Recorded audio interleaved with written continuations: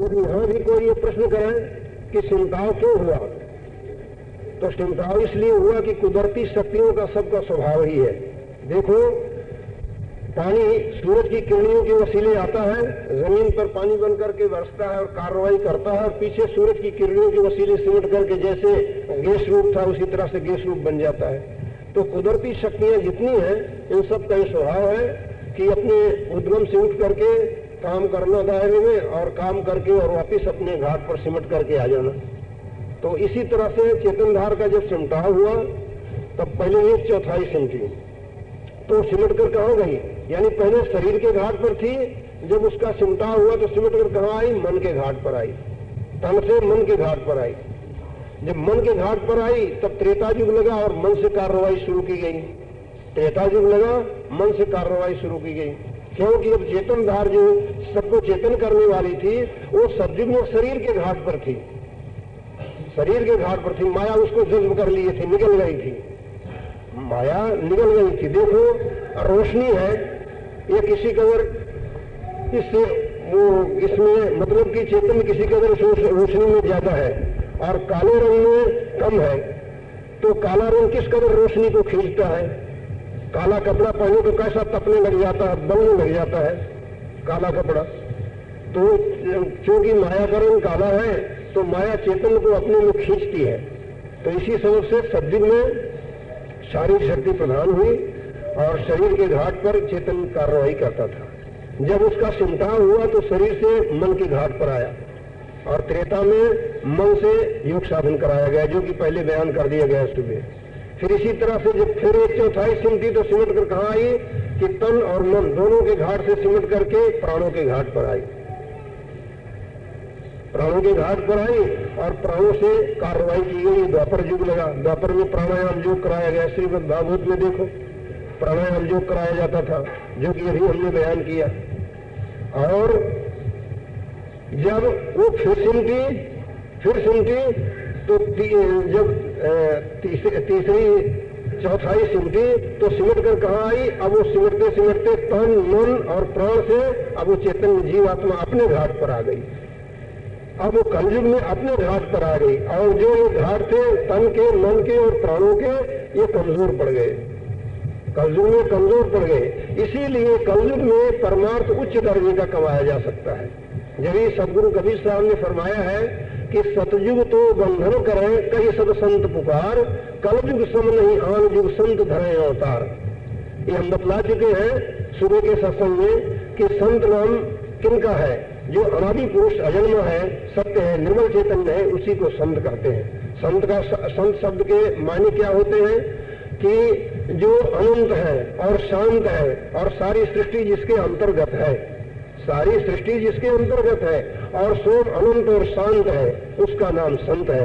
तो ऐसा वही सर्वेश्वर प्रभु हुआ जिसने अपनी जीवात्मा को आध्यात्मिक साधना के बल से उसमें तद्रूप कर दिया है, वो देह धरे हुए संत कहला सकते हैं। ये सुबह समझाया गया था। तो आप देखो कि जैसा कि हम बयान कर रहे हैं, वेद पुराण भी इसी तरह गवाही दे रहे हैं। अब देखो, ब्रह्म के 10 अवतार हुए हैं, ब्रह्म के 10 अवतार हुए हैं। सतयुग में 4 अवतार हुए, त्रेता में 3 हुए और द्वापर में 2 हुए, द्वापर में 2 हुए। अब ये सब जो हुए हैं, सतयुग में जितने अवतार ब्रह्म के हुए हैं, सतयुग में जितने अवतार ब्रह्म के हुए हैं, वो सब 2-2, 4-4 कला के थे। और त्रेता के मध्य में जाता जाता परशुराम का अवतार हुआ, ये 8 कला के थे। परशुराम का अवतार 8 कला का था। और त्रेता के अंत में राम अवतार हुआ, ये 12 कला के थे, ये 12 कला के थे। द्वापर के अंत में कृष्ण अवतार हुआ, ये पूर्ण कला के थे, 16 कला के थे, ये पूर्ण कला के थे। ये सब भाई बहनों को मालूम है, सनातन धर्मावलंबियों को, कि कृष्ण भगवान का अवतार द्वापर के अंत में हुआ था और ये पूर्ण कला थे,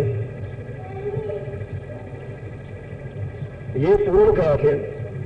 तो आप सोचो कि ये कृष्ण का पूर्ण कला का अवतार सतयुग में क्यों नहीं हुआ?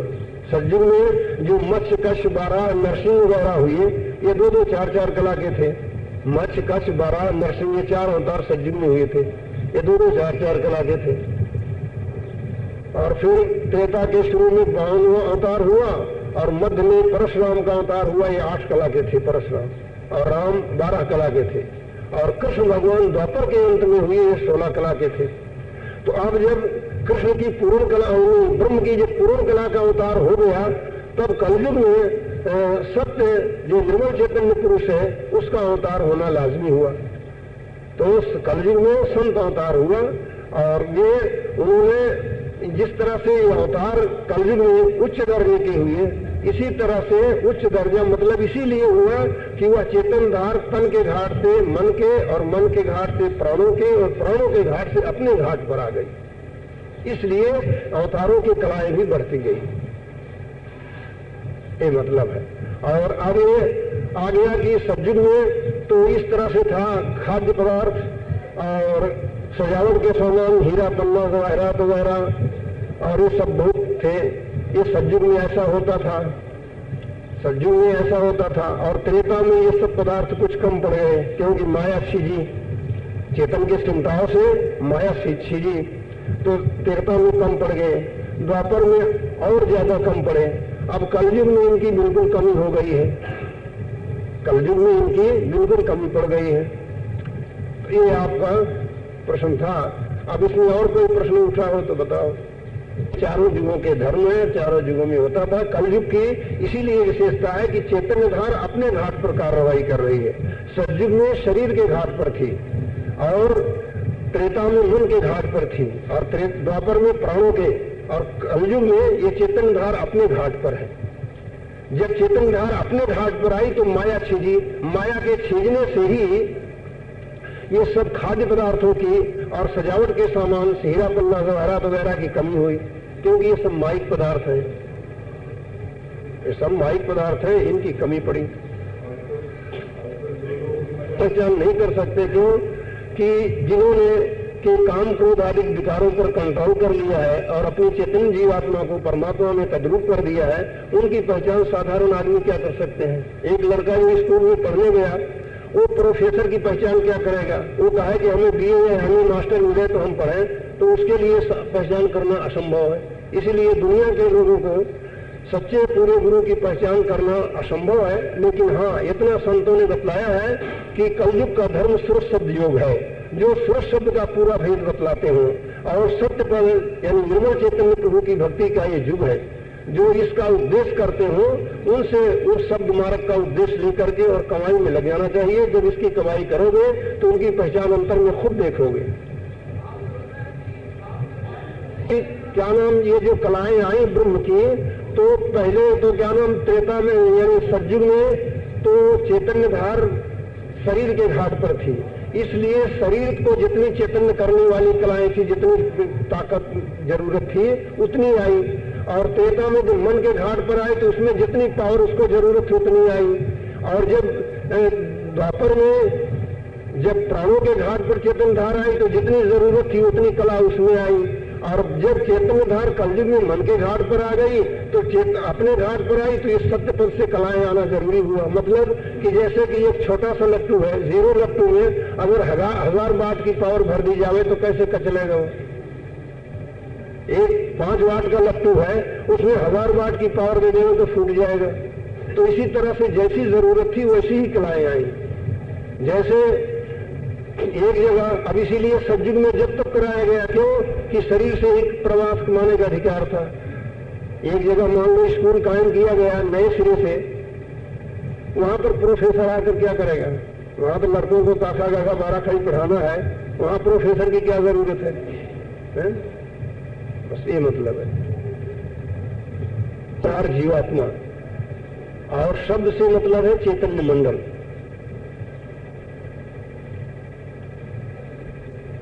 8-10 दिन से संग होगा, इन सब बारीकियों को सुने तो काफी क्या नाम समझ में आ जाएगा।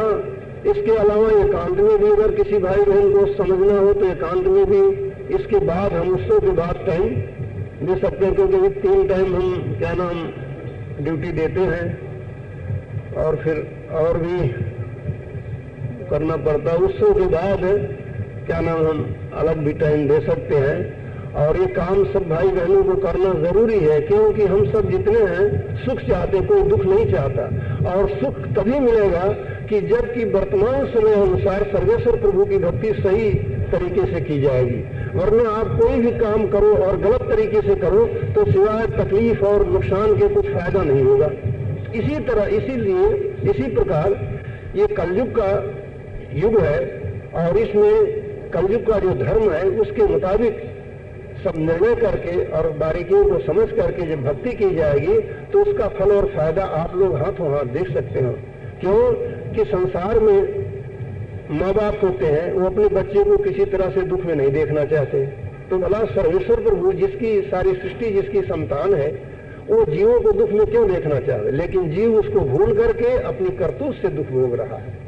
यदि जीव सच्चे पूरे वाकिफदार गुरुओं का सत्संग करके सब बारीकियों को सुनकर समझ करके उसकी शरणागति अख्तियार करके और सही तरीके से कलयुग के धर्मानुसार उसकी भक्ति करे तो सब तरह से यहाँ भी सुखमय जीवन व्यतीत करेगा और बाद शरीर छोड़ने के सुख स्थान में वासा पाएगा और फिर उसको मर्द नहीं मिलेगी, सच्चे पूरे गुरु मिलेंगे और इसी तरह साधना करते करते 2, 3, 4 जन्म में जाकर के मालिक से मिलकर खुद मालिक बन जाएगा।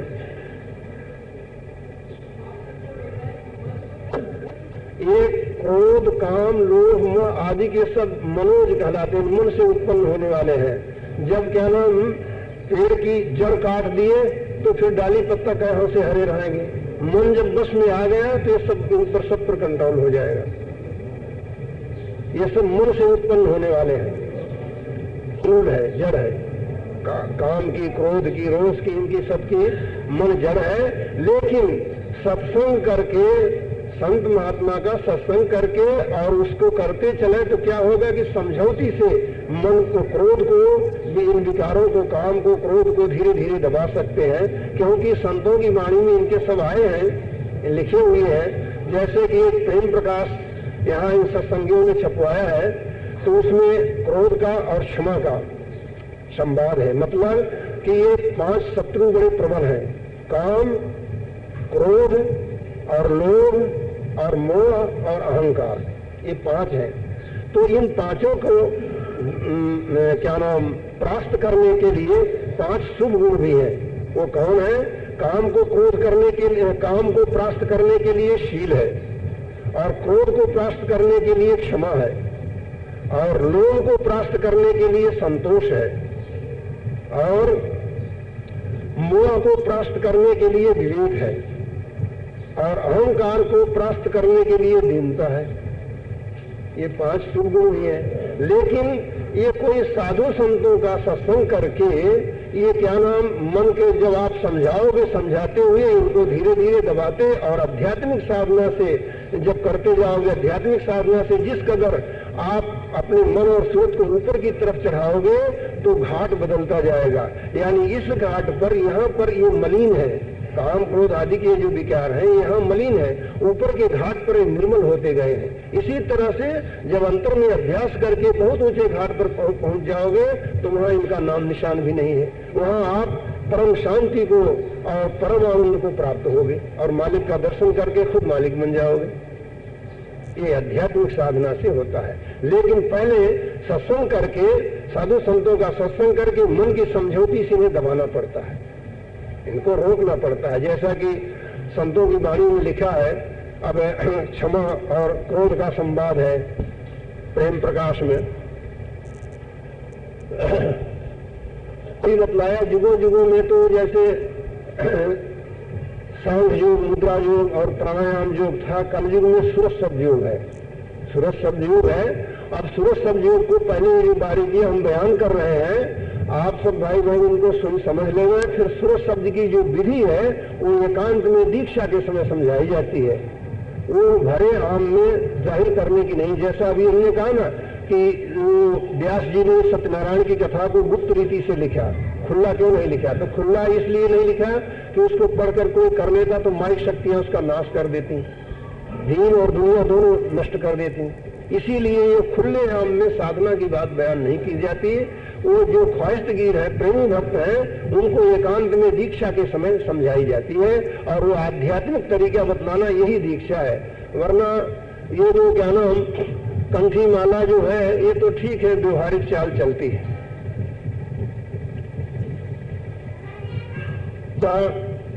ये परमार्थी उमंग देख करके और आप लोग ऐसे बारीकियों को पूछते हो तो इससे भी हमारा दिल खुलता है और कहने को बड़ी हमें दिलचस्पी आती है, क्योंकि ऐसी बारीकियां हल करना और इसको सुनने वाले बहुत कम मिलते हैं। ज्यादातर दुनिया के रस जिन बातों में मिले ऐसा परमार्थ है, यानी जिसको कि रश्मि परमार्थ कहते हैं, ऐसा लोग पसंद करते हैं। तो आप लोग इस बारीकियों को सुन रहे हो तो उससे हमें भी हौसला होता है कि हम प्रभु के गूढ़ रहस्यों का वर्णन करते हैं। इससे सुनने में और कहने में दोनों का फायदा है। लेकिन आप लोग सुन करके समझ करके अगर इसका उपदेश लेकर के इस तरफ को चलने लग जाएंगे तो भगवंत की लीला और महिमा और गुरु की महिमा आप अपने अंतर में खुद देखेंगे, और किस तरह से वो रक्षा और संभाल करता है जीव की, वो भी आपको खुद को मालूम पड़ेगा। ये जीता जागता मत है, कोई भी इसमें समझ करके और करके देख सकते हैं। ये सिर्फ जवानी जमा खर्च का नहीं।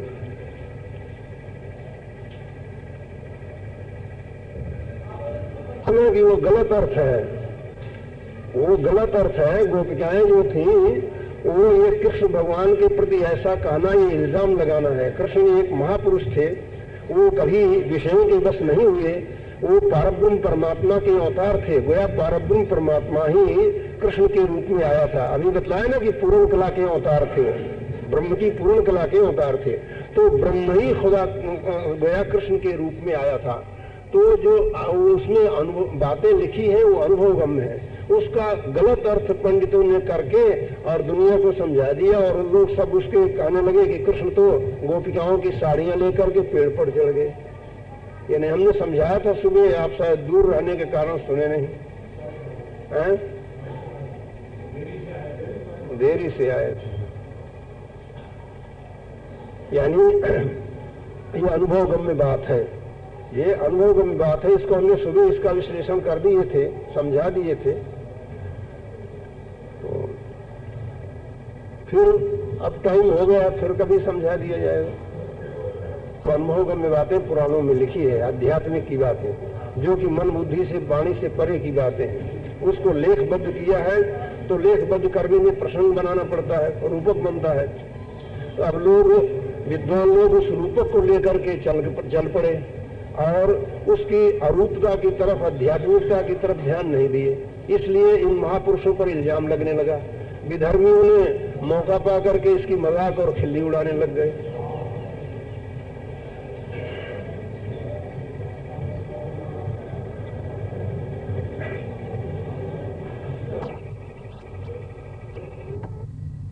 द्रौपदी के साथ ऐसा अन्याय क्यों किया गया?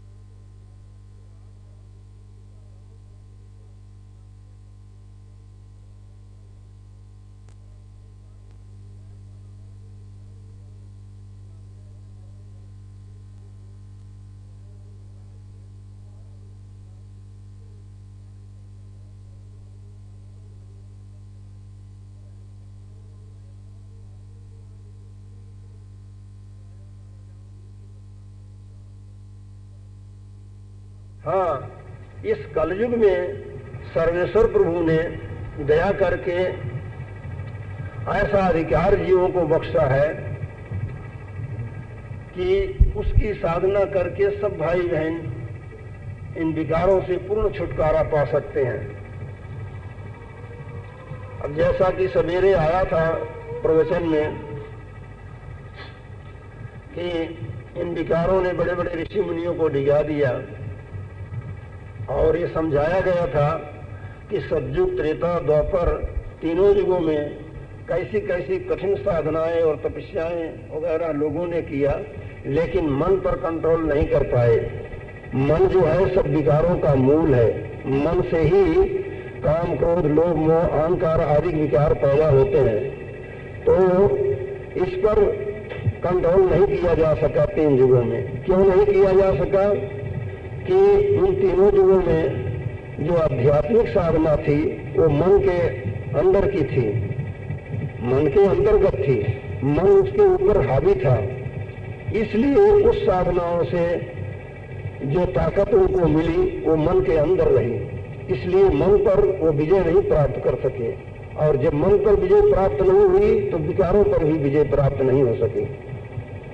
और ये विषय कल परसों अच्छी तरह से समझाया भी गया था, इसलिए आज इशारे में ही, यानी मुख्तसर में ही थोड़ा सा इशारा किया गया है। आज इस कलयुग में जीवों को चैतन्य शक्ति यानी जीव आत्मा के द्वारा परमार्थ कमाने का अधिकार प्राप्त है। यानी चैतन्य धार जीवात्मा अपने घाट पर आई है, अपने घाट पर आई है। तो इस चैतन्य धार जीवात्मा का आयाम करके, और ये जिसकी अंश है, ये किसकी अंश है? ये सत्य यानी निर्मल चैतन्य की अंश है। उस निर्मल चैतन्य में इसको तद्रूप किया जा सकता है। तो इस कमाई से मन पर और विकारों पर और माया पर और काल कर्मों पर विजय प्राप्त कर सकते हैं। और जैसा कि हमने सवेरे सत्संग में ये बयान किया था कि पिछले 3 दिनों में ऋषि मुनियों का हाल, जनक वगैरह का, लोमश का और श्रृंगी ऋषि का हाल बयान किया गया था कि इनको मन और माया ने और विकारों ने डिगा दिया। इसी प्रकार से कलयुग में जो संत आए हैं, जिन्होंने कि सुरत सतयोग का साधन करके और अपनी चैतन्य जीवात्मा को निर्मल चैतन्य सत्य में ले जा करके तद्रूप किया है, उन पर भी माया हमला की, उन पर भी माया हमला करी। क्योंकि इसका तो स्वभाव ही है कि ये जल्दी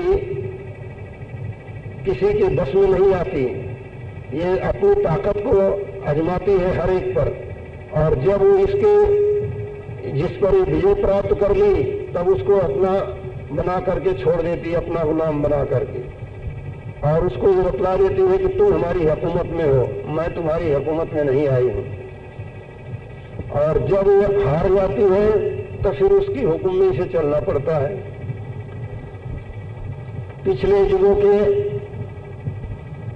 मुताबिक ये कलयुग में भी संतों महात्माओं पर आई। अब हम कलयुग के सुरत शब्द अभ्यासी जो संत हुए हैं, उन संतों का 1-2 का हाल हम सामने रखते हैं सब भाई बहनों के।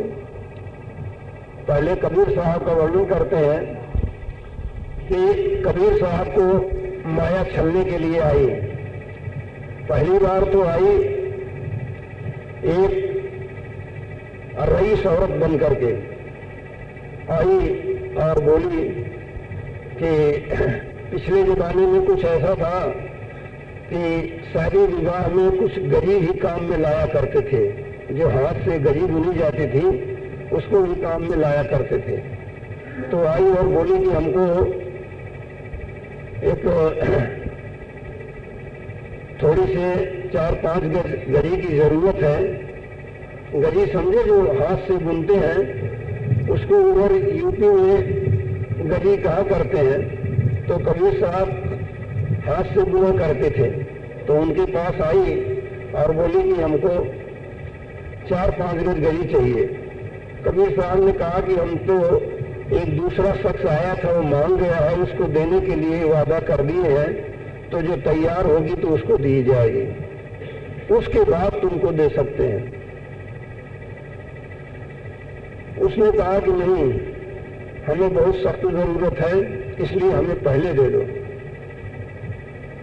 उन्होंने कहा कि पहले तो नहीं मिलेगा, पहले अगर तुम आए होते तो तुमको मिल सकता था। हम पहले वचन दे चुके हैं, जिसको उसको पहले देंगे। वो उसका 4 गुना, 8 गुना, 10 गुना, 50 गुना अधिक दाम देने को तैयार हो गई। कबीर साहब ने कहा कि तू 1000 गुना दे तो मैं तुझे नहीं दूंगा, मैं तो जिसको वचन दिया हूं उसी को दूंगा, उसके बाद तुमको दे सकते हैं और उसी दाम में देंगे, तुमसे ज्यादा दाम नहीं लेंगे। जब इस तरह से हार कर चली गई, दूसरी बार फिर आई तो क्या ये कपड़ा बुनने वाले ताना तानते हैं ना, बहुत दूर तक के सूत को लंबा तान देते हैं और एक वो होता है उसको यूं उस पर फेरते हैं। तो इस तरह से कबीर साहब ताना तने हुए थे। तो माया जो थी वो गाय का रूप धर करके आई कि अभी हमको जरा सा यूं यहां से कर देगा तो मैं मर जाऊं और इनको पाप लगा दूं, वो हत्या का। तो कबीर साहब उस पद पर पहुंचे थे कि जहां से माया और काल और कर्म का किसी का कुछ बस न चले। वो आते ही देख गए कि ये माया है, तो वो गई, वो ताना तोड़ने लगी। कबीर साहब छोड़ करके दूर जाकर के बैठकर ध्यान करने लगे। वो तो ताना तोड़ने लगी इस ख्याल से कि हमको ताड़े तो हम मर जाएं, इनको को हत्या का पाप लगा दें। कबीर साहब उसको वो नजदीक आई, ताना के पास पहुंची भी नहीं थी कि दूर से वो ताना को छोड़ करके और अलग जाकर बैठ गए और ध्यान करने लगे। वो ताना तोड़ी उड़ी तोड़ ओड़ करके देखी कि तो हमारे इधर देखते ही नहीं है, इधर तो ये देखते भी नहीं है, अब इनको कैसे हमको हत्या का पाप लगा। वो तो आंखें मीच करके अपने ध्यान में बैठ गए और वो ताना तोड़ ओड़ करके अपना देखी कि जब इधर नहीं देखते हैं तो चली गई।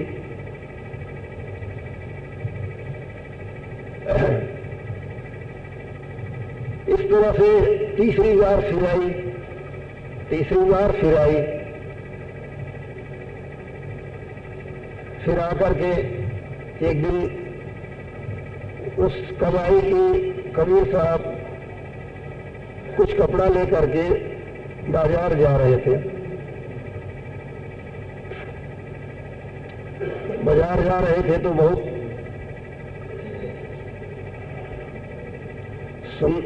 हसीन सुंदरी का स्वरूप बना करके आई और बोली कि आप अपना कपड़ा हमें झिला दो, हम ले चलाएंगे। उन्होंने कहा कि नहीं, हम तुम्हें पहचानते हैं, तू तेरा रास्ता ले। और बहुत हाव भाव की बातें उनसे बनाई। कबीर साहब उसे ललकार दिया कि मैं तुझे पहचानता हूं, तू तेरा रास्ता ले, यहां तेरे बस में कबीर आने का नहीं है। इस पर उन्होंने एक पद गाया है, ठगनिया क्या नैना चमकावे, कबीरा तेरे हाथ न आवे। ठगनिया क्या नैना चमकावे, कबीरा तेरे हाथ न आवे। इस तरह से एक पद बनाया कर गाया। फिर माया हार कर चली गई और फिर हाथ जोड़कर माफी मांगी कि प्रभु मेरी गुनाहों को माफ करो। कबीर साहब ने कहा तेरे माफी मांगने से पहले ही माफ है, और भी तेरे से कोई बल छलवल चले तो कर ले, तू अच्छी तरह से आजमा ले। तो इस तरह से माया उनसे हार गई। अयोध्या में पलटू साहब संत हुए हैं, उनका तो उनकी वाणी में लिखा हुआ भी है, जिस कदर माया आई छलने को, उनकी वाणी में लिखा है कि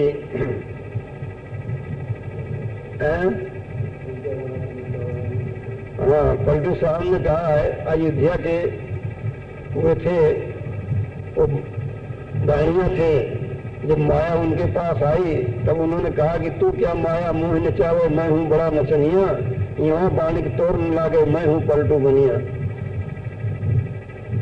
मतलब कि माया पलटू साहब के पास आई छलने के लिए। तब उन्होंने इस कदर से जब जवाब दिया तो भी वो नहीं मानी। फिर इधर उधर ज्यादा हाव भाव करने लगी। तो पलटू साहब ललकारे और बोले कि अभी तेरा झोंटा काट लेंगे और लगाएंगे सोटा तो तू चिल्लाती हुई जाएगी और माथा मोड़ करके मुंडी कर दूंगा। ये इस तरह से ललकारे। तब माया गई जहाँ के ब्रह्मा विष्णु शंकर की कचहरी लगी थी, वहां पहुंची और पहुंच करके अपना सिर खोल करके दिखाने लगी कि बनिया हमें जूतियों की मार दे करके ज्योतियों से मारा है, दुत्कार दिया और माथा खोल करके दिखाने लगी। तो अब विष्णु भगवान को क्रोध आया और उन्होंने इंद्र को बुलाकर हुक्म दिया कि अप्सराओं को भेज करके अयोध्या में अभी दानियों को दिगा दो। इंद्र उसी समय अप्सराओं को लेकर के आए अयोध्या में। पलटू साहब ध्यान में बैठे थे। वो अप्सराएं आकर के कोई उनके जंघे पर बैठ जाती, कोई कुछ गाती, कोई कुछ गाती। बसंत ऋतु वहाँ रच गई और लगी क्या नाम नाच गान करने और बड़ी मीठी बोली से पलटू साहब को लगी रिझाने कि आप हमारी तरफ देखो, हम सब आपकी सेवा में रहेंगी, आप वैकुंठ का राजा आपको बना देंगी, आपको मुक्ति देगी और आप हमारी तरफ देखो तो सही। जब पलटू साहब ने कहा है कि आग लगे वैकुंठ मुक्ति लौंडी हो मुक्ति हमारी, माया यहाँ से भाग तू भई अनारी, कि हे माया वैकुंठ में अग्नि लगे और मुक्ति तू मेरी लौंडी है यानी नौकरानी है, तू यहाँ से भक्त तू अनारी हो गई है। और फिर इसी तरह से और शब्द कवि कहे हैं, यहाँ तक कह दिया है कि हम जोगी ये काम खसम तुम खोजो मोटा, ब्रह्मा विष्णु महेश तुम्हारे लायक धोता। पलटू साहब ने कहा कि हम जोगी ये काम खसम तुम खोजो मोटा, ब्रह्मा विष्णु महेश तुम्हारे लायक धोता। आप रोले भाग पकड़ के कटे हो चोटा, यानी तू अपनी इज्जत लेकर ये भागना है कि तेरा चोटा काट लेंगे। जब इस तरह से ललकारे हैं, जब फिर अप्सराएं सब भाग करके वैकुंठ में पहुंची हैं और विष्णु भगवान से कहीं कि वहां अमल नहीं है, जा करके बोली कि दुनिया डिगे तो ना लाख तुम करो उपाय, यानी बनिया किसी तरह डिगने का नहीं, चाहे लाखों तदबीर करो, हम सब कुछ उपाय करके थक गई है। और अब वो क्या नाम क्रोध करेगा तो तुम्हारा वैकुंठ वगैरह सब उलट देगा। अब जा करके उससे माफी मांगो, हमको तो भेजे, हमने आपके हुक्म की तामीली करके और जो कुछ उपाधि करना था करके आ गई। अब जा करके आप माफी मांगो, नहीं तो वैकुंठ वगैरह सब उलट देगा। इस तरह से पलटू साहब की बाणी में है। तो मतलब ये है कि ये वो थे कि इन लोगों ने सुर शब्द का साधन करके जीवात्मा को उस निर्मल चैतन्य में सत्य में तद्रूप कर दिया था। तो इसलिए इन पर माया का कोई जोर नहीं चला। और हम 4 युगों का सुबह बयान कर दिए थे, 3 युगों का पिछलों का, कि इस तरह से ऐसी ऐसी साधनाएं की गई तीनों युगों में। उससे कुछ सिद्धियां शक्तियां तो प्राप्त हुई, कुछ ऊंचे दर्जे का आनंद भी मिला, लेकिन निर्मल चैतन्य पद की प्राप्ति नहीं हुई। और उसकी प्राप्ति हुए बिना माया और मन ये बहुत ऊंचे दर्जे की पावर रखते हैं। माया और मन ये बहुत ऊंचे दर्जे की पावर रखते हैं। तो इसलिए बिना निर्मल चैतन्य पद में तद्रूप हुए इन पर विजय प्राप्त होना नामुमकिन है।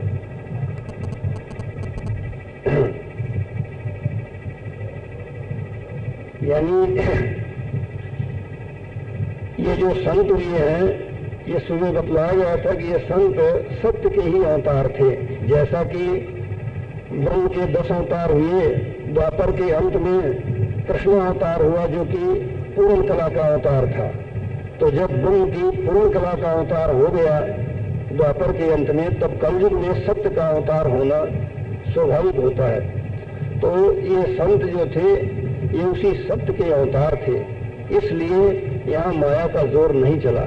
और इन संतों ने प्रकट होकर के जीवों पर महान दया फरमा करके वही तरीका जारी किया है, जिससे कि जीव उस सत्य पद में तद्रूप होकर के सदा के लिए सर्वशक्तिमानता और परमानंद का अनुभव करे। वह तरीका क्या है? सूरत शब्द योग। वो तरीका सूरत शब्द योग है। अभी 1500 वर्ष के अंदर जितने संत हुए हैं, सबकी वाणी में सूरत शब्द योग का जिक्र है। सबों की वाणी में सूरत शब्द योग का जिक्र है। और सूरत शब्द का साधन जो है बहुत सरल है, पिछले योगों के द्वारा तपस्या के बनस्बत और योगों की बनस्बत बहुत सरल है। सतयुग त्रेता द्वापर में जो साधन किए जाते थे उनसे ये बहुत सरल है। यहाँ तक कि इसको गृहस्थ आश्रम में रहते हुए सब भाई बहन कर सकते हैं। और पिछले जो प्राणायाम योग थे वो इतने कठिन थे कि उसमें क्या नाम स्त्री की फोटो तक भी नहीं देखना, और प्रत्याहार उसका इतना था कि बस उसमें जो खास चीज बतला दी जाती थी कि ये खाओ, इसके सिवा दूसरी चीजें खा नहीं सकते थे। और स्थूल शरीर को साफ रखने के लिए योग की खटक्रियाएं जो है, नेति, धोती, बस्ती, नौली, गज क्रिया वगैरह, ये सब करना पड़ता था। तो ये सब बहुत कठिन थे। अब इसमें ये कलयुग है, इसमें इस कलयुग का धर्म है भक्ति, लेकिन इसका साधन है आध्यात्मिक साधना सुर शब्द योग। इसमें वो कठिनाइयां नहीं है। सुर शब्द योग में आप सुंदर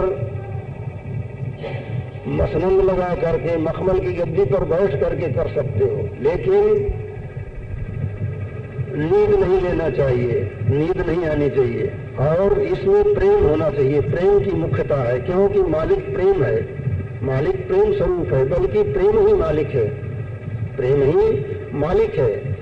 वो उससे जब प्रेम होगा तब आपके अंदर गिरह उठेगी। ये स्वाभाविक बात है कि जिससे जिसका प्रेम होता है, जब वो नहीं मिलता तो उसकी जुदाई में उसको गिरह उठता नहीं, दुख आता है। तो आप मखमल की गद्दी पर बैठ करके रोइए तो वो रोने से वो प्रभु रीझता है। जैसा कबीर साहब ने कहा है कि हंसी हंसी कंत न पाइया, जिन पाया तिन रोए, हंसी खेली प्यू मिले तो कौन दुहागिन होए। सुखिया सब संसार है, खाई और सोए, दुखिया दास कबीर है, जागे और रोए। तो आप इसका भेद ले करके उस सर्वेश्वर प्रभु के दर्शन के लिए रात्रि में जाग करके रोइए, उसको पुकारिए, रोइए। देखिए वो कितनी जल्दी क्या नाम इस अभ्यास का असर आप पर होता है और किस कदर आपकी रक्षा और संभाल होती है। लेकिन इसके साथ सब भेद और उसका भाव और उसका तरीका और उस युक्ति सब मालूम करना है। जब मालूम करके आप इस तरह से करेंगे तो बहुत जल्दी फायदा उठाएंगे।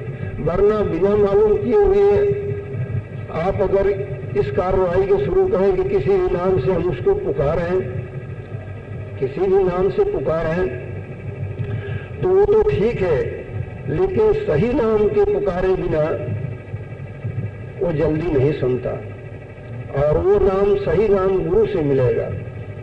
इस नाम के भेद का भी प्रश्न वर्णन किया गया, लेकिन प्रश्न आने पर फिर इसका वर्णन करना जरूरी होता है कि नाम नाम सभी कहते हैं, लेकिन संतों ने नाम का निर्णय किया है।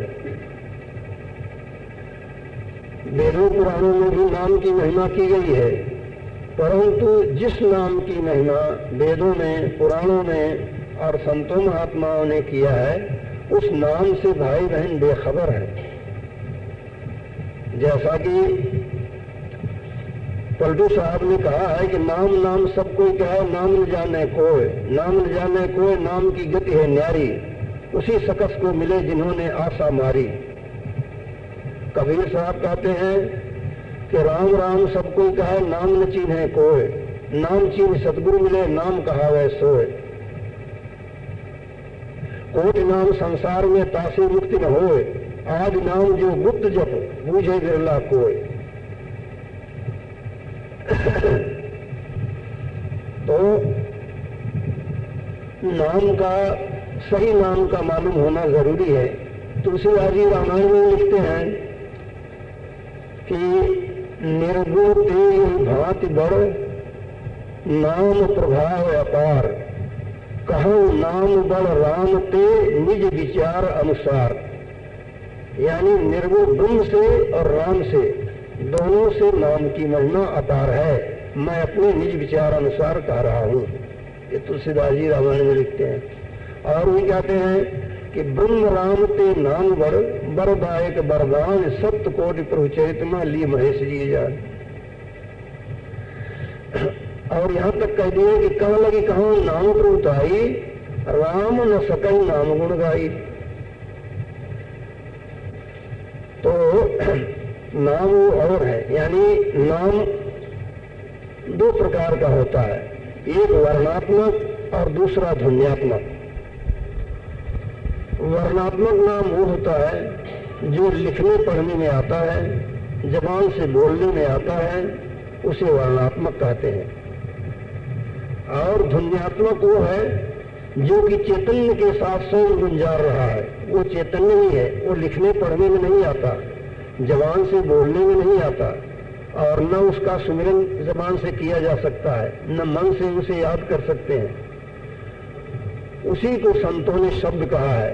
और वही अभी दोपहर के सत्संग में बतलाया गया था कि व्यास जी ने उसी को सत्यनारायण की कथा कहा है। वेदों में उसे अनाहदनाथ कहा है, वेदों में उसे अनाहदनाथ कहा गया है। तो वह नाम ध्वन्यात्मक है, वो नाम ध्वन्यात्मक है। लेकिन ध्वन्यात्मक से जो ध्वनि, ध्वन्यात्मक से जो प्रतिध्वनि आकर के दायरा बनाती है, उसी को वर्णात्मक कहा गया है। उसका अनुमान करके संतों महात्माओं ने अपने अनुयायियों को बतलाया और उन्होंने उसका जाप किया।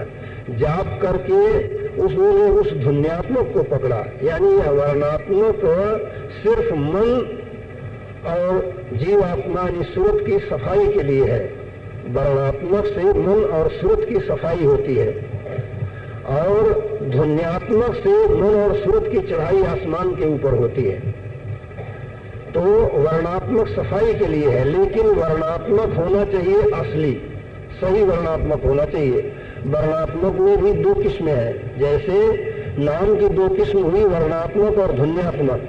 वर्णात्मक से तो मन और सूरत की सफाई होगी, और ध्वन्यात्मक से मन और सूरत सिमट करके ब्रह्मांडों की सैर कराएंगे, और सब ब्रह्मांडों के पार जा करके अपने निज प्रभु में तद्रूप होंगे।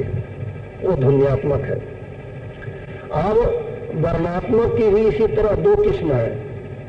वो दो किस्म कौन है कि एक तो कृत्रिम वर्णात्मक और एक असली वर्णात्मक, जिसे कि फारसी में जाति और सिफाती कहते हैं। जाति और सिफाती, जाति वाले असली और सिफाती वाले कोई सिफ्त या गुण या करतूत करके जो नाम रखा गया। जैसे सिफाती या कृत्रिम, इसे सिफाती कहते हैं, या गुण या करतूत करके रखा जाता है, किसी करतूत से नाम उसको कृत्रिम कहते हैं। तो सिफाती नाम यानी कृत्रिम नाम क्या है कि जैसे बंशीधर, बंशी को धारण किए तो बंशीधर कहलाए। गोपाल, गौओं की पालना किए तो गोपाल कहलाए। धनुषधारी, धनुष को धारण किए धनुषधारी कहलाए। गिरधारी, पहाड़ को धारण किए तो गिरधारी कहलाए। तो ये नाम करतूत या लीला करके रखे गए हैं। जब वो लीला खत्म हुई तो वो नाम भी खत्म हो गया। और जैसे ओम नाम है, ये त्रिलोकीनाथ का वर्णात्मक नाम है। इसी तरह से ये त्रिलोकीनाथ का यानी एक मंडल के धनी का ये वर्णात्मक नाम है। इसी तरह से मंडल मंडल के धनियों के वर्णात्मक नाम न्यारे न्यारे हैं। तो वह वर्णात्मक उस ध्वन्यात्मक का लखाने वाला हुआ। ये त्रिलोकीनाथ जो तीन लोक का मालिक है, उसका वर्णात्मक नाम ओम हुआ, पर ध्वन्यात्मक कुछ और है।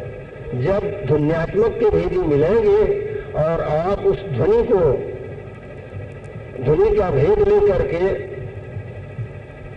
जब चलोगे, अब वो कैसे चलोगे कि वो तो रचना की शिखर पर है, मतलब यूं कि जैसे ओम है, त्रिलोकीनाथ ब्रह्म है, तीन लोक की शिखर पर ओमकार मंडल है, तो वहां कैसे चलना होगा? वहां पैरों से चलना तो हो नहीं सकता। तो ये है कि सारी सृष्टि का नमूना अपना शरीर है। जैसा कि हर एक भाषा में कहे हैं संतों महात्माओं ने, संस्कृत में कहा है पिंडेषु ब्रह्मांडे, हिंदी में कहा है जो ब्रह्मांडे सोई पिंडे। फारसी में कहा है आलिम सगीर और आलिम कबीर। तो इस तरह से सबने कहा है, मतलब कि जो शक्ति, जो रचना बाहर ब्रह्मांड में है, वो शक्तियां और वही रचना अपने सबके पिंड में मौजूद है। तो सारी रचना का नमूना अपना पिंड है, यानी अपना शरीर है। तो अपने शरीर के अंदर हर एक चैतन्य मंडलों के बिंदु बने हुए हैं और उस बिंदु पर चैतन्य तार मंडल से आकर लग रहा है। उसी चैतन्य तार के वसीले से उस चैतन्य मंडल का प्रकाश और वहां की ध्वनि, उस धन्यात्मक नाम की ध्वनि और प्रकाश अपने घट में आ रहा है। सच्चे पूर्ण गुरु जब आपको मिलेंगे और इस सूरज शब्द की सब बारीकियां समझा करके जब सूरज शब्द योग का उपदेश आपको एकांत में दीक्षा के समय कराएंगे, तो उसी वक्त वो लाइट बतला देंगे। जो आपके अंदर लाइट आ रही है या उधर की ध्वनि है, वो बतला दी जाती है। इसीलिए कहा जाता है कि सतगुरु मत जो है वो उपदेश के समय गोया मालिक का पल्लू पकड़ा देता है। दुनिया में लोग मजाक करते हैं कि पल्लू पकड़ लेंगे, यूं कर लेंगे। तो सतगुरु मत वाकई में उसी वक्त जिज्ञासु को दीक्षा के समय उसे लाइट बतला देता है। ये लाइट कुछ तब्दीली के साथ उसी मुकाम से आ रही है और वो ध्वन्यात्मक नाम भी जगह जगह मंडलों पर तब्दील होते हुए ये भी वहीं से आ रहा है। तो उस ध्वनि का सुनाना और अंतर में और लाइट का बताना, यही उसका पल्लव पकड़ाना है।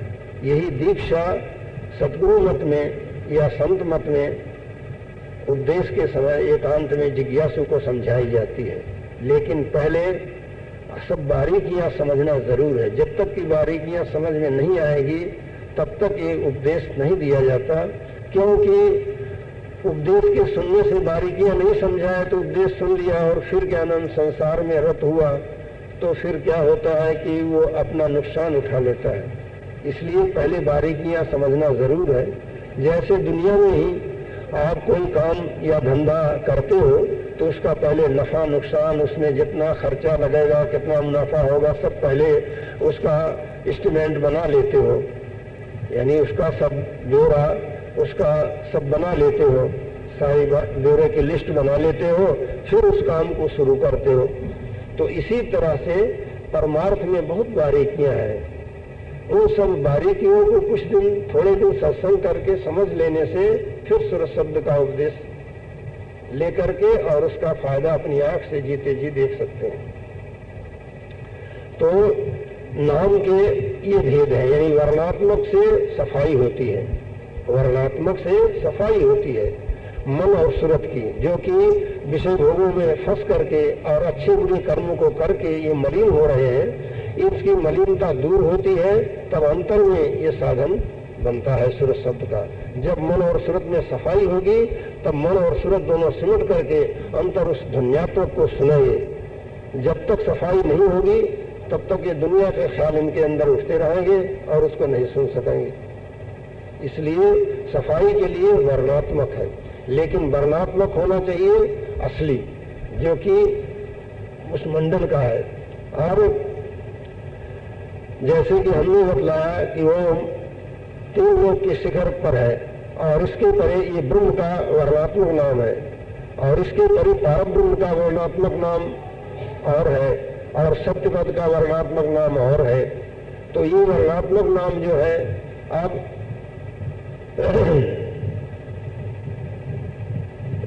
ब्रह्म का वर्णात्मक नाम तो ओम हुआ और पार ब्रह्म जो है, जो ब्रह्म से परे है, अनंत ब्रह्म को चेतनता और ताकत देने वाला है, उसका नाम है राम।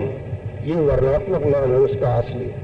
और ये तो सब ब्रह्मदेश और पार ब्रह्मदेश के दोनों नाम हो गए। इसी तरह से सप्तदेश का धनी जो है, जिसने कि सप्तदेश की रचना रचा है, अब ये रचना जो है ब्रह्मपद की, ब्रह्मदेश और पारब्रह्म पद की जो रचनाएं हैं, इनका महाप्रलय में अभाव हो जाता है। सप्तदेश की रचना जो है वो हमेशा एक रस रहती है, वो हमेशा एक रस रहती है, उसका आदि है पर अंत नहीं है। तो उस रचना का, सप्तदेश का जो धनी है वो सत्य है, निर्मल चैतन्य पुरुष है। वहां का वर्णात्मक नाम जो है वो सत्य है उसको संतों ने सतगुरु कहा है। और सतगुरु कोई हार चांद के पुतले का नाम नहीं है, सतगुरु कहा है इसलिए कि यह सतगुरु शब्द जो है सारी सृष्टि का ज्ञान कराते हुए और सब सृष्टि के धनी का नाम सतगुरु होता है। कैसे? इस नाम के अर्थ से जाहिर है। सतगुरु में क्या है? सतगुरु हूँ। तो सत्य उसको कहते हैं जो हमेशा एक रस रहता है और कभी उसमें रूपांतर नहीं होता, कभी उसका नाश नहीं होता, हमेशा एक सा रहता है, उसको सत्य कहते हैं। तो सत्यदेश का रचने वाला जो सत्यदेश का धनी है वो और उसकी रचना ये सब सत्य है। तो ये सत्य हुआ। और गु माने अंधकार माया, गु माने अंधकार माया। तो सत्य देश की रचना के बाद माया का ज़हूर हुआ, यानी माया प्रकट हुई। उस माया के अंतर्गत अंधेरा था, इसीलिए उसको गु कहा गया। गु माने अंधेरा। और रू, रा और रू से रू होता है। तो सत्य देश की रचना जब रच गई और नीचे जब माया प्रकट हुई, माया जब प्रकट हुई तब उस माया के अंदर जो चैतन्य था वो बेहोशी हालत में था, अपने बल से कुछ नहीं कर सकता था। तब उस सत्य प्रभु को, निर्मल चैतन्य पुरुष को, जो कि दया का सोत पोत है, उन्होंने उनको चैतन्य को ऐसी बेहोशी हालत या अमुजी हालत में देखना मंजूर नहीं हुआ। तब उस माया मंडल की सीमा पर जो एक सूरत या एक रूप थी उसको उसके अंदर गुप्त रीति से प्रेरणा किया। वो उस माया की तरफ तवज्जो करी, माया की तरफ ध्यान दिया। जब माया की तरफ वो ध्यान दी और काफी समय तक माया का संग रहा, तब माया की तरफ ध्यान देने से और उसके संग से उसके अंदर भूल आई।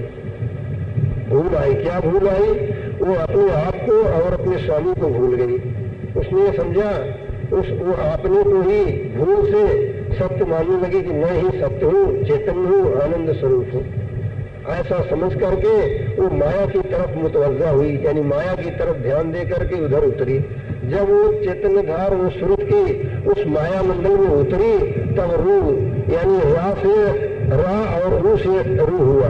तो रा से रंकार यानी राम को और रू से ओंकार तो दोनों को चेतन किया। तो इस नाम में, सतगुरु नाम में ये सब बातें बीज रूप में मौजूद है। यानी ओम तो त्रिलोकी का मालिक है, ओम त्रिलोकी का मालिक है और रंकार जो है वही राम है, वो त्रिलोकी अनंत त्रिलोकी नाथों का नाथ है। और सत्य जो है वो माया के पार जो सत्य देश है, जहाँ माया का नाम निशान नहीं है, जहाँ चेतन प्रेम के आकर्षण में खिंच करके प्रेम सत्य देश की रचना हुई है, उस सत्य देश का धनी वो सत्य है। तो इस तरह से सतगुरु नाम सारी रचना का बोध कराते हुए और ये सतगुरु नाम सच्चे मालिक का है। तो अब यानी कुल रचना को अभी इसका और थोड़ा भी हम खुलासा करते हैं जिससे कि सब भाई बहनों के समझ में आ जाए। यानी जो सत्यदेश के दासी संत हैं उन सब ने कुल रचना को 3 दर्जों में बांटा है। वो 3 दर्जे रचना की कौन है? पहला सत्यदेश जो अजर अमर अविनाशी एक रस रहने वाला है, दूसरा ब्रह्मदेश, तीसरा माया देश। इन तीनों देशों के 3 धनी हैं। माया देश में त्रिलोकी शामिल है, माया देश में त्रिलोकी शामिल है, 7 पाताल, 7 आकाश और 7 ब्रह्मांड, 21 खंड की एक त्रिलोकी है। ये त्रिलोकी महादेश कहा जाता है। इस त्रिलोकी का मालिक कौन है? ओंकार ब्रह्म, ओंकार ब्रह्म ये त्रिलोकी का मालिक है, यही मायापति है। तो आप देखिए कि ओम, ओम शब्द जो है इसमें 3 मात्राएं हैं, आ उ म, आ उ म। आ से स्थिति सतोगुण विष्णु, ऊ से उत्पत्ति रजोगुण ब्रह्मा और मां से मरण तमोगुण महादेव। ये तीनों गुण और तीनों स्थितियां, उत्पत्ति प्रलय और स्थिति और तीनों देव और सारी त्रिलोकी का ज्ञान कराते हुए ओम नाम त्रिलोकीनाथ का हुआ। समझे ना? इसी प्रकार से आगे त्रिलोकीनाथों का नाथ कौन है? राम। तो वो त्रिलोकियों का और त्रिलोकीनाथों का ज्ञान कराते हुए राम नाम त्रिलोकीनाथों का होता है। कैसे? वो इस नाम के अर्थ से ही सिद्ध है। राम, राम शुद्ध उच्चारण किया जाता है तो रा तो शून्य शिखर पर गाज रहा है।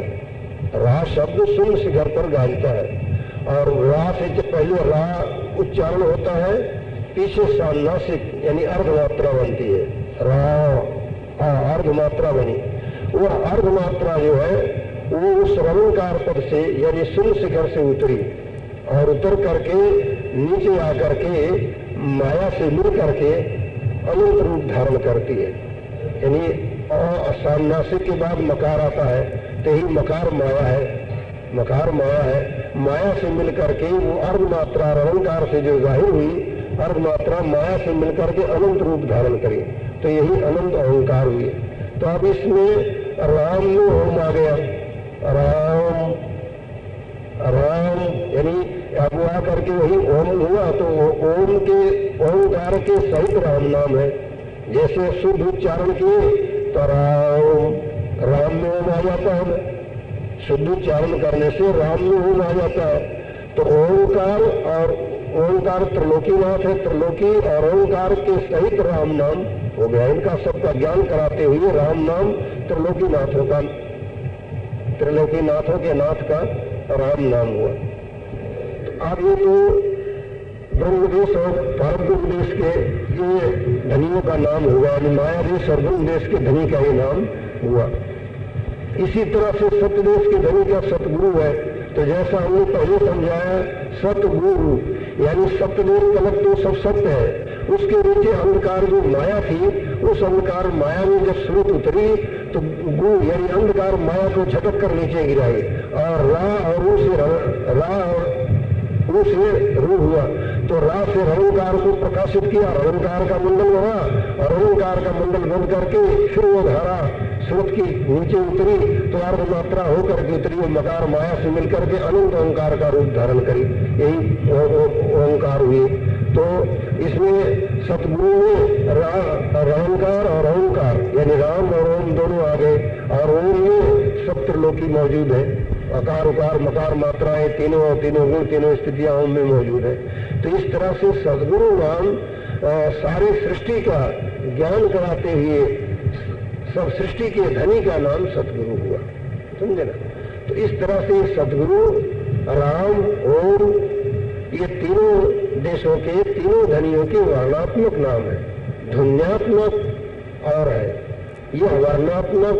जब अब जैसे सज्जित रेता में जब योग साधन कराया जाता था तो उस समय में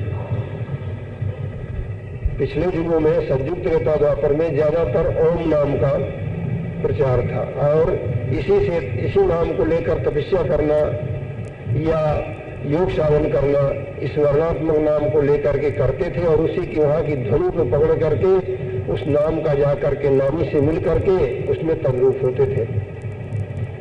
फिर बाद में संकारी और शंकर जी ने मिल करके राम नाम का खोज किया। राम नाम का खोज किया लेकिन इसको उन लोगों ने जाहिर नहीं किया। जाहिर नहीं किया इसको, इस पद को प्राप्त होकर के वो लोग इसको गुप्त ही रखे। कहीं कहीं इशारे में वर्णन किया है। जैसे एक बार शंकर जी ने पार्वती से कहा कि शंकर जी ने पाक बना करके कहा कि आओ पार्वती भोजन कर लो। पार्वती जी ने कहा कि मेरा नियम है कि मैं रोज विष्णु सहस्र नाम का पाठ करके फिर भोजन करती हूँ, सो आज भी पाठ नहीं हुआ। शंकर जी ने कहा कि राम का एक नाम उच्चारण कर दो, उसमें विष्णु के सहस्र नाम आ जाएंगे। पार्वती ने उनकी वचनों का विश्वास करके ऐसा ही किया और आकर के भोजन किया। इस पर एक श्लोक कहा है शंकर जी ने, राम रामेति रामेति रमे रामे मनोर में सहस्र नाम तुल्यं च राम नाम बरानने। ऐसा शंकर जी ने कहा। तब पार्वती सुनकर के आकर के शंकर जी के साथ भोजन करी। जब से शिव जी ने अपने आधे अंग में पार्वती को स्थित किया और जभी से उनका नाम अर्धनारी नटेश्वर हुआ। तो कहने का मतलब यह है कि शंकर जी और शंकादिकों ने राम नाम का खोज किया और खोज करके इसको जैसे कि ओम नाम को जाहिर कर दिया था उपनिषदों में, उस तरह से इसको जाहिर नहीं किया। इसको किसी अपने सच्चे प्रेमी भक्त के लिए ही रखा।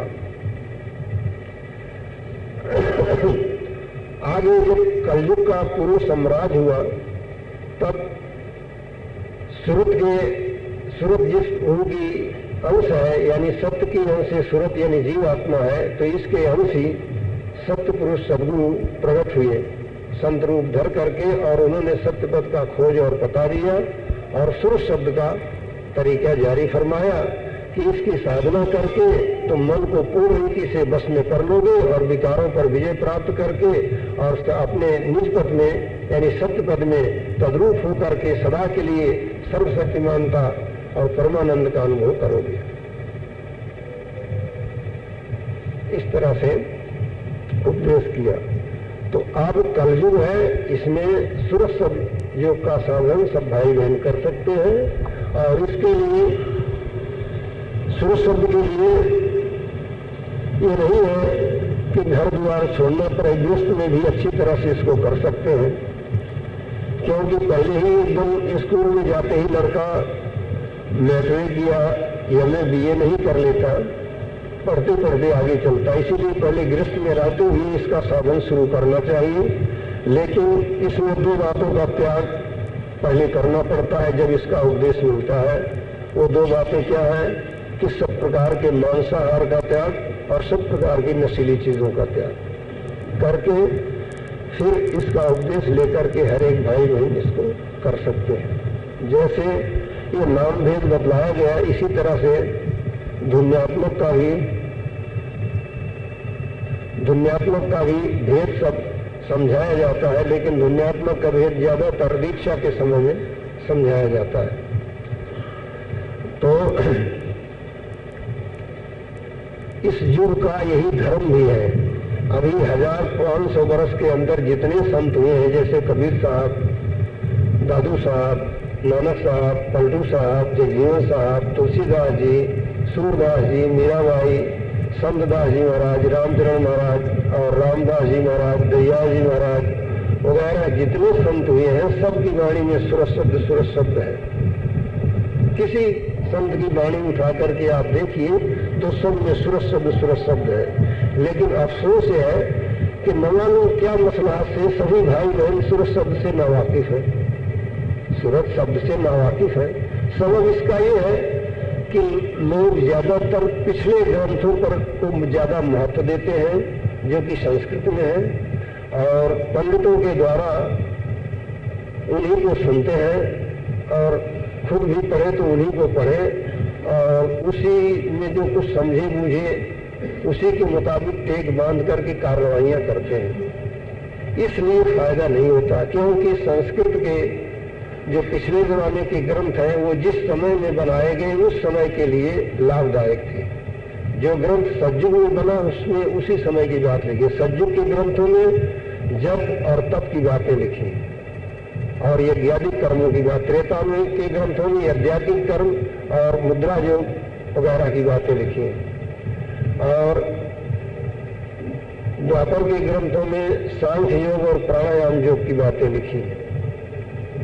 अब कलयुग में सुर शब्द योग की बातें संतों ने कहा है। 1200 वर्ष के अंदर जितने हुए सब में सुर शब्द कहा है और इन संतों की वाणी में हर एक भाई बहन देख सकते हैं कि उनमें सुर शब्द का ही जिक्र किया गया है। जैसे हम प्रमाण भी एक दो का दे देते हैं। सदगुरु कबीर साहब कहते हैं कि शब्द बिना श्रुतियां धरी कहो कहाँ को जाए, द्वार न पावे शब्द का फिर भटका खाए। और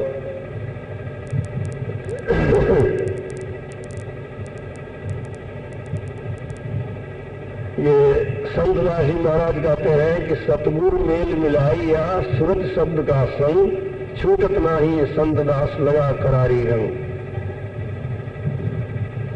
किशन दास जी महाराज कहते हैं कि सूरत शब्द से बिछड़ी हृदय नहीं उमाओ, किशन दास कैसे पिए फाटे चढ़सा जाओ। रामचंद्र महाराज कहते हैं कि गरर गरर अनहद गर रावे, चले कब कभी रू थर रावे। तो इस सब संतों ने सूरत शब्द की महिमा किया है और यही साधना किया है और अपने अनुयायियों के लिए अपने वाणी वचनों में इसी का जिक्र करके रख गए हैं। क्योंकि कलयुग का यही धर्म है, यही कलयुग में बन सकता है।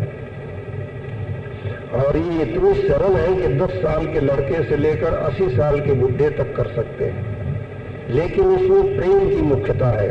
जब आप सत्संग करके सब बारीकियां समझोगे और अपने प्रभु का सब पता पाओगे और मंडलों का जो प्रभु ने लीला रची है, यानी रचना सृष्टि रचना किया है, जो ऊपर के मंडल है वहां का आनंद जब सुनोगे तो सुन करके आपके अंदर उसके दर्शन के लिए प्रेम उमड़ेगा। प्रेम उमड़ेगा तो फिर जब प्रेम उमड़ेगा तो उसके दर्शन के बिना चैन नहीं पड़ेगा, तब विरह होगा, तब आप उसके लिए रोओगे। फिर क्या नाम आप आसमानी लीला को देखोगे। आप जो जीव आत्मा यहाँ अपने शरीर में है मालूम नहीं पड़ती है, यही जो ऊपर के मंडलों में पहुंचती है तो किसी मंडल में ये अपना सूर्य है, ये सूर्य जितना इसका प्रकाश और इतना लंबा चौड़ा इसका दायरा, इतना लंबा चौड़ा, लेकिन इससे भी अत्यंत झीना, सूरज से बहुत झीना स्वरूप इसका हो जाता है। और आगे के मंडलों में इससे 4 गुना और कहीं उससे भी 8 गुना और कहीं उससे 100 गुना, और फिर आगे चल करके सप्तदेश में तो इतना हो जाता है कि असंख्य सूरज उसके एक किरण के सामने शर्माते हैं। ऐसा स्वरूप आपको उन मंडलों में मिलेगा और वहां से आप सर्वशक्तिमानता और परमानंद का अनुभव करोगे, सारी सृष्टि का खेल देखोगे। ऐसा आनंद आप सब भाई बहनों के अंदर मौजूद है, वो युक्ति, और कमाई करके उसको इसी देही से देख सकते हो। लेकिन कह देने में तो थोड़े से टाइम में हो गया, परंतु करने में विशेष टाइम लगेगा। पहले तो समझना ही बहुत जरूरी है, समझने में ही काफी टाइम लगता है। यह तो बहुत सरल है परंतु फिर भी यह कठिन है, क्योंकि कठिन यूं है कि मन हम सब भाई बहनों का संसारी बन रहा है। वो संसार को देखता है, संसार के भोगों विलासों को सत्य मानता है और इसी तरफ उसकी रुजुआत जन्मान जन्म से चली आ रही है। तो मन संसार के रसों का रसिया बन गया है। इसको इन बातों में, यहाँ के भोगों में चट रस आ जाता है। अब जब इधर से मुड़े और इसकी बिल्कुल आशा छोड़े तब जाकर के उधर लगे, और जब लगे तो उधर का रस आवे। जब उधर लगे नहीं तो रस कैसे आवे। जैसे कि आप फर्ज करो कि एक शख्स, लोग बाग नाटक सिनेमा देखते हैं तो उसमें मन लग जाता है, लेकिन एक शख्स नाटक सिनेमा देखने का शौकीन था और वहां जाता है, परंतु एक दिन उसके ऐसा कोई सदमा दिल पर पड़ा हुआ है कि उसको बहुत भारी फिक्र है।